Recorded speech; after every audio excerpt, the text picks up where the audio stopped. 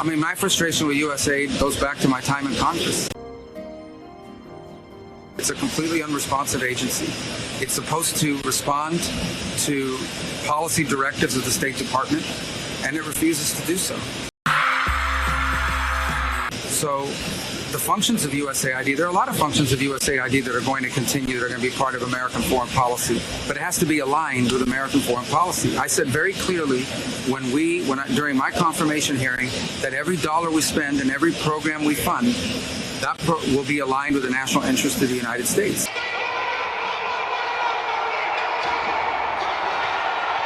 And USAID has a history of sort of ignoring that and deciding that they're somehow a global charity separate from the national interest. These are taxpayer dollars.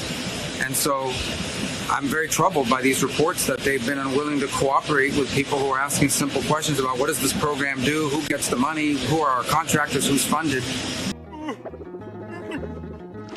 And that sort of level of insubordination makes it impossible to conduct the sort of mature and serious review that I think foreign aid writ large should have.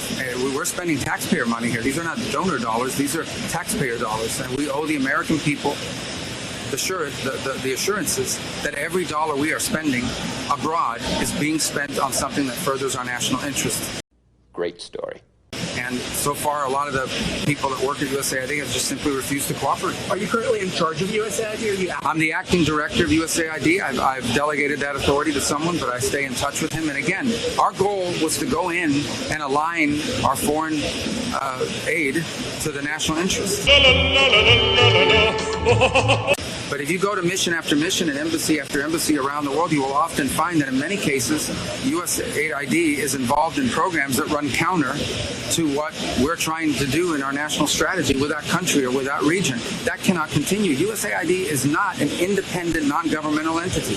It is an entity that spends taxpayer dollars, and it needs to spend it, as the statute says, in alignment with the policy directives that they get from the Secretary of State, the National Security Council, and the President. And it's been 20 or 30 years where people have tried to reform it, and it refuses to reform. It refuses to cooperate. When we were in Congress, we couldn't even get answers to basic questions about programs. That will not continue. That's not going to continue.